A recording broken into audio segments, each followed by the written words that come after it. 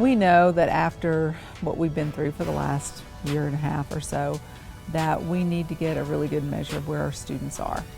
And so for a district this large with over 110,000 students and 110 schools, we need to get a really clear understanding of what they're coming back to us with. We felt that committing to prioritizing standards plus that layer of a balanced assessment model would be very important for us as a district. Our state gives us a set of standards this big for a lot of our subjects, and that's a real challenge for our teachers. They have to figure out, how am I going to handle something that's this big? How can we ensure some common messaging so that all students striving and thriving, no matter what zip code they live in Cobb County School District, can know, and their families can be confident that they're going to be not just college and career ready, but they're going to be better people. We are engaging in a 3-day process with Engage to Learn to prioritize standards for our school district as we re-enter school. You have to have fun in this work. This is about you,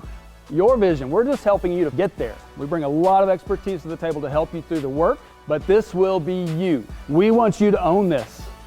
After prioritizing standards and we align our assessments to those prioritized standards, we're going to have a really good picture of where our students are. It really helps to have a way to help people sift through that, find a sensible path through that, a sensible way to structure their curriculum. And I think this process is great for helping them with that.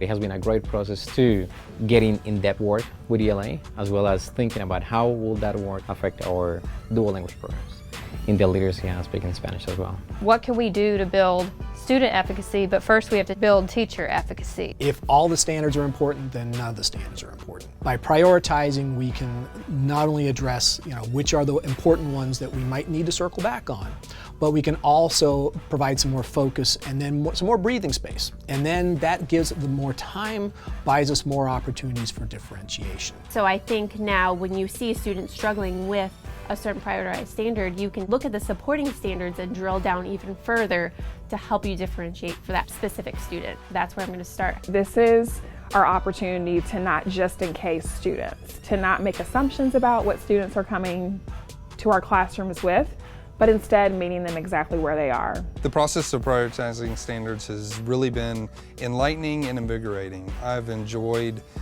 taking a look at the standards, digging into the standards, and in science we have cyclical standards, so to really see from kindergarten all the way through 12th grade what our students have the opportunity to learn has been amazing. This process will support us with building coherence in terms of the professional learning that we provide to schools. It's another layer of support that aligns nicely with some processes that we already have in place. I think it's really going to relieve, hopefully, right? That's the goal, and support teachers. It's very well executed, and it's just light. It's not heavy, it's not cumbersome, it's fun, it's energized. When I think about where we're going to end at the end of 3 days with this work, which is just the beginning, right? First and foremost is daily exposure to grade level standards and quality instruction. So many things excite me about the future, coming back face to face. But specifically to this work, I think just having us all have a really good data set to go from, to look at student learning, to make sure that we're all on the same page and moving towards that same goal.